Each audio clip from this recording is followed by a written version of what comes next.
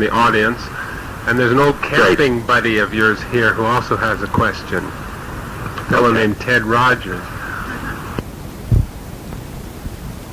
Do you have a few more minutes? Yes, I'm fine. We haven't been online an hour yet, in other words. I'm trying to get the taxpayers' money out of this, so.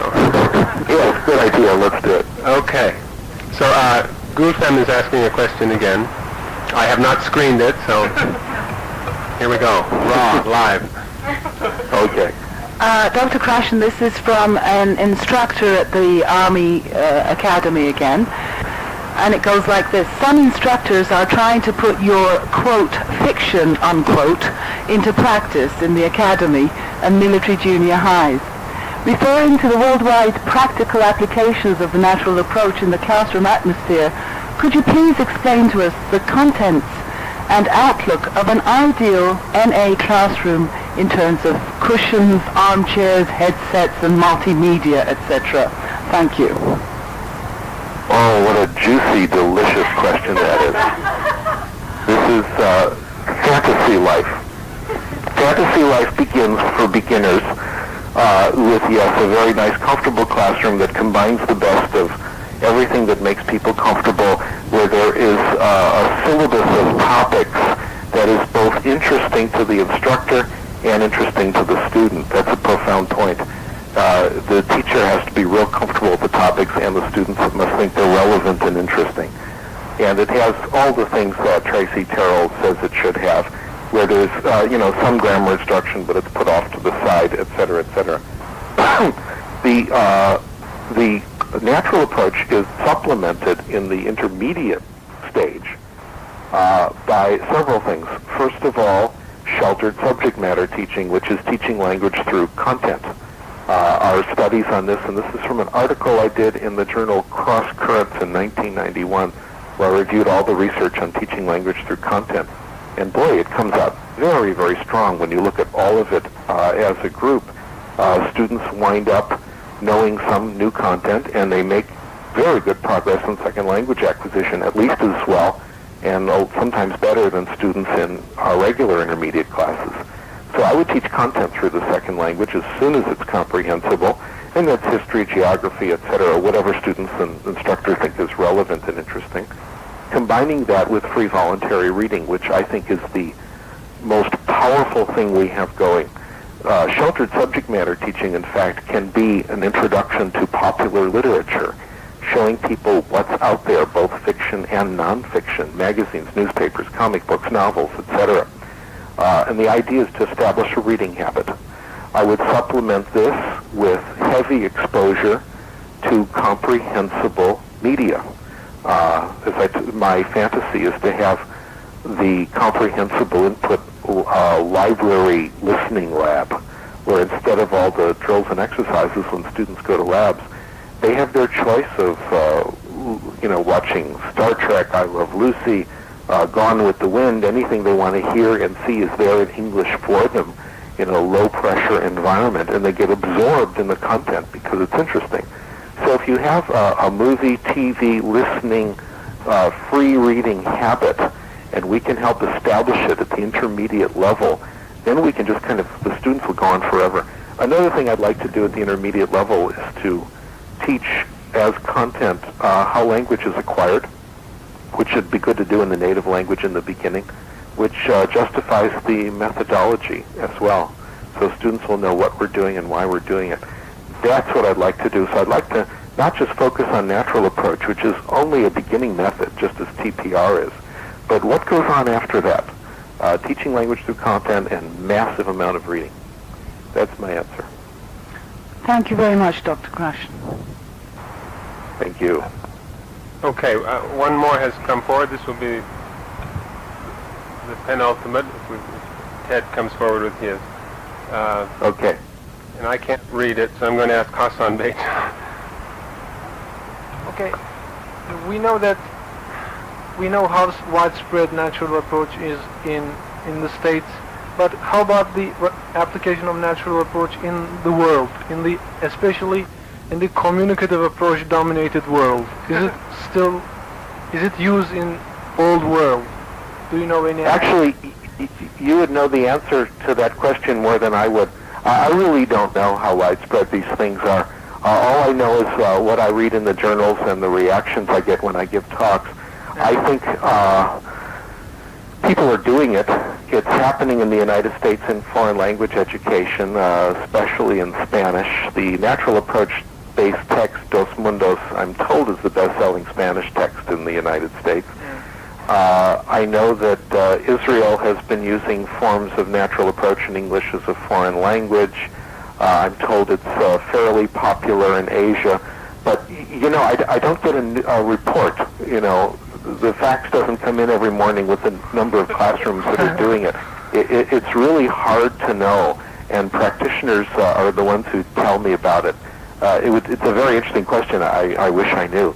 But I'm really pleased and thrilled that it's done as well as it has, and amazed. Yeah, we know that it's being used in Argentina and Thailand, or Bangkok, and we have a guest from Bangkok. Oh yes, that's right, Marvin Brown. That's right. That's true. Yeah, he has sent some things. Ted Rogers, how's it? Hi, Ted. Good to hear you, and been an interesting session. I just got back from a couple of weeks in Southeast Asia and spent some time with Marv Brown. He's running 32 sections of natural approach Thai. And he still won't let people talk, right? Which is, well, he's studying Swatow by natural approach, and he has two 70-year-old women who come in and gossip for 4 hours a week that he listens, and he's been listening for 2,700 hours and hasn't said anything yet. And the world is waiting for him to open his mouth. He knows, wasn't it Einstein who didn't speak until age 4 or whatever? Well, Marv Brown considers himself fluent in Swatow, despite the fact that he hasn't had to demonstrate it as yet. Wonderful. So I hope that you have a chance to meet Marvin. He's great and unusual. He went to the University of Utah and took 17 physics classes to argue with the physics professors about his theory of new theory of the physical world. So he's a true believer, and he follows through. Great. I was going to ask you how the experiments on levitation were coming. That was the last time we talked, and whether any progress is being made on that front.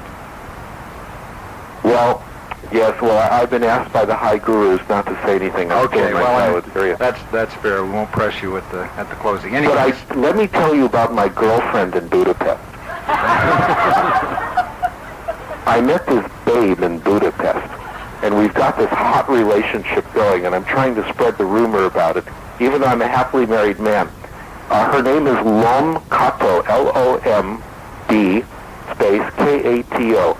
She is 88 years old, and she speaks 17 languages. She is the world's greatest polyglot. And when I was in Hungary last year, I spent quite a bit of time with her. And in fact, I wrote a paper about her, which will be published in the journal System, on how she did it. She's extremely articulate and very reflective and insightful. And she is the real thing, there's no doubt. She's a professional interpreter, and the languages she's acquired over the years include quite a bewildering, wide variety of languages. She did most of her language acquisition in her 20s, 30s, and 40s, and 50s. When I saw her, this was last year, as I left her after spending hours and hours with her, she says to me, "Stephen, you're so young. You're only 53. So many more years, so many more languages." It was very inspiring. Anyway, Budapest is not a particularly polyglot type city. It's basically Hungarian.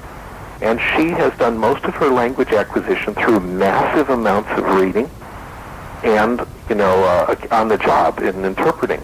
And we spent a long time talking about vocabulary, talking about grammar, what its role is, et cetera, talking about affect as well, error correction. And I want to share with you what she said about all these three, because this is the world champion talking, all right? First of all, in terms of grammar, she loves grammar. She thinks it's interesting. When she starts another language, she will look through a grammar book, and get a feel for it. And she says, for the adult, it's a good idea to offer grammar, but it should be optional. And we should teach only the most straightforward rules, like the first person of verbs. For children, she says, teaching grammar is absurd. This is very interesting. On vocabulary, she loves vocabulary. She reads dictionaries for pleasure. Can you imagine? She says, though, that she never looks up a word until she's seen it a few times and it starts to bother her. And even then, she may not look it up. And she says, and she never tries to remember it. She says the vocabulary comes from repeated exposure through reading, which is, I think, very consistent with the research. I asked her about error correction and whether that's important. And here's her quote. Error correction can make you sick to your stomach. She talked about the time when she was doing interpreting in a scientific meeting, and her PhD is in chemistry, by the way, so she knows a lot about science, and she mistakenly translated inorganic as unorganic. And one of her colleagues, who was jealous of her reputation, immediately corrected and said, no, it's inorganic. And Lom Kato said, or Kato Lom, we would say in English, said that she was lost the rest of the day. That it really, made her self-conscious, uptight, and this is the world champion talking. So I think this is quite interesting confirmation that, grammar's limited, that it's input that does it. That's my answer about levitation. How's that? That's a great answer.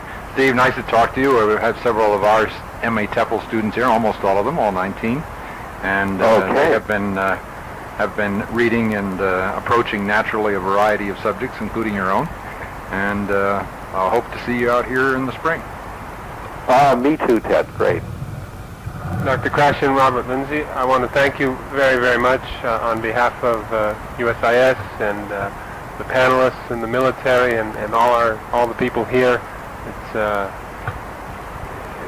This is a dream come true for some of the people here. When I first met them, when I found out how interested and how much trouble they'd taken to understand your work and to try to apply it, I thought that if there was any way I could introduce you to them and them to you, they certainly deserved it. And I hope the relationship develops. You can carry on through email and other ways. And there was no way to stop them from inviting you here live. I didn't mean to put you on the spot, but these are military people. You're trying to say that you were against it. Is this what you're saying? No, I'm not at all against it. I'd be delighted. I'd be delighted. So we hope to see you in Turkey someday, and we thank you very, very much. Well, this has certainly whetted my appetite to come to Turkey. And once again, the questions are difficult, and for that reason, very exciting, juicy, great questions, and I appreciated the opportunity to discuss them. And boy, I'm always happy to talk about these things, and I learn a lot from you, so thank you. Have a good day, as they say out there. Okay. Bye-bye.